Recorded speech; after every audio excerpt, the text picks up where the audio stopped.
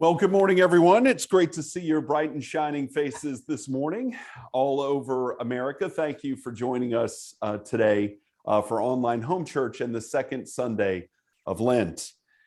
I don't know how it is where you are, but we are in Columbia, South Carolina today, and the temperature has not yet crossed 30 degrees.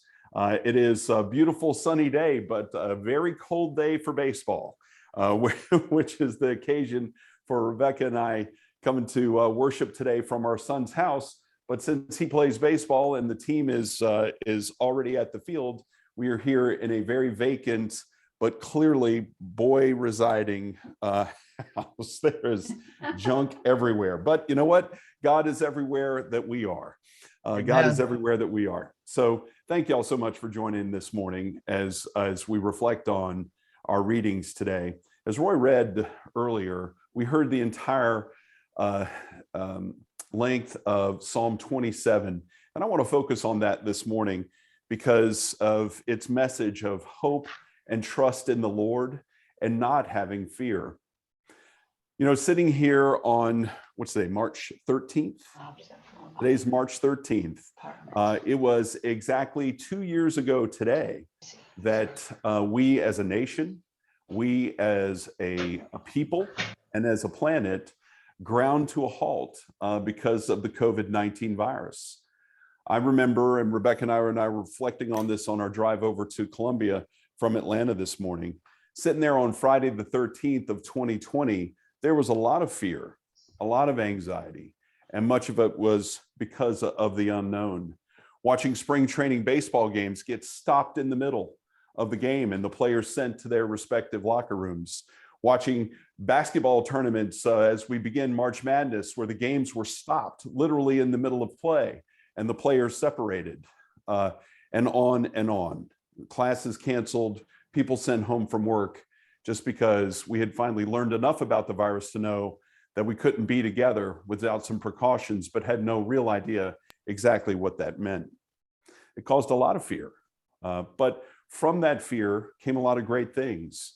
Not only a greater understanding of the virus, which we're 2 years down the road still combating, not only a greater understanding of how people can work together and be safe, given the constraints of an airborne illness, but most of all, an expansion of our mindsets, an expansion of our vision, an expansion of our methods of communication.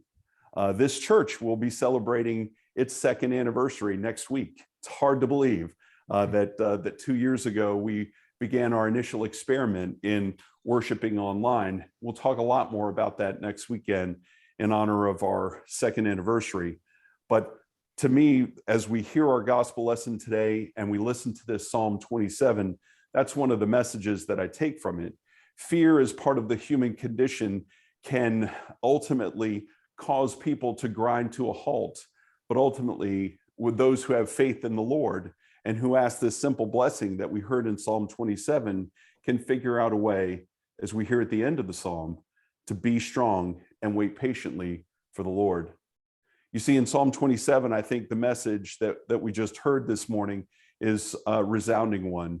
The psalmist writes this long litany of ways that he or she is afraid. It's because there's an army encamped against me. It's because there are people waiting to kill me. It's because there's death surrounding me. And yet, in verse 5, we hear the psalmist say, I have only one thing to request from the Lord, and that is that I live in the Lord's dwelling all of my life. That I live in the Lord's dwelling all of my life. It's not a literal dwelling, although sometimes we wish it could be. One of our parishioners this morning reminded us that at least in the Atlanta area, we had very strong winds on Friday going into Saturday. Sometimes those winds got to 40 or 50 miles an hour. And in our family, where we have a home in downtown Atlanta that happens to be surrounded by pine trees, which don't have the best of root systems, that causes a lot of anxiety in our house when the wind gets that high and we can look up towards sometimes a beautiful blue sky, but in this case, a dark and foreboding one on Friday. And you see those pine trees just swaying around. You wonder when they're 100 feet tall in many spots, where they would fall. And in our yard, the answer is pretty obvious. If a tree falls, it's not going to miss our dwelling. So there was a lot of praying going on Friday. And we ultimately decided as a family and our dog Cowboy to retreat to a different location to ride out the winds and the storm.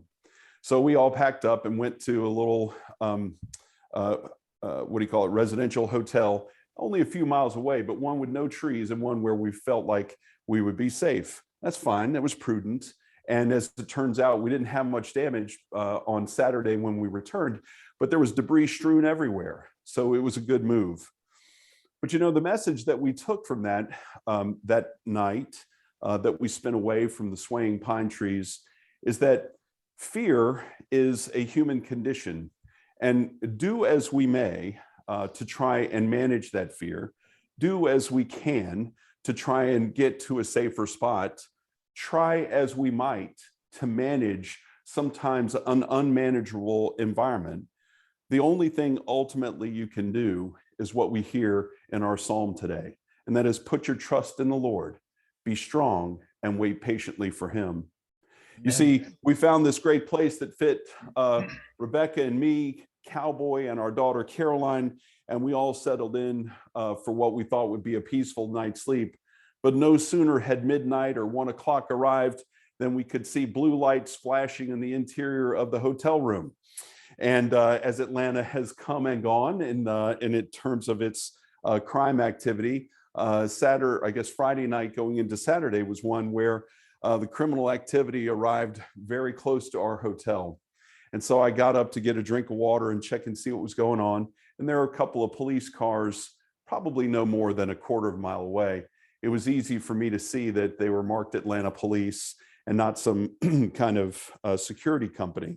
And the blue lights were flashing on the wall, but not disturbing Cowboy, Rebecca, or Caroline. So I settled back down and tried to get back to sleep when I was very quickly, startled by the sound of gunfire. 7 shots in a row with a brief pause, and then 6 in return. This is all around 2 o'clock in the morning on Saturday. And it just occurred to me at that point that really all I could do was pray. We had tried to escape to a safe place from what we thought was the most pressing danger of these swaying trees in a 40-mile-an-hour wind, and in fact had gotten much closer to a different pressing danger, despite our best intents. And so luckily the girls still slept. Cowboy, of course, is dead to the world. And so I just said, well, Lord, please keep us safe. There's as a resident of planet Earth, there's only so much I can do to avoid danger and keep my family safe. This is the best we could do, but we ultimately have to trust in you. I hope those policemen are safe. I hope that what I thought was gunfire back and forth was really just a set of 13 firecrackers. Something tells me not, but we didn't see anything in the news yesterday or this morning to indicate otherwise. You just never can tell.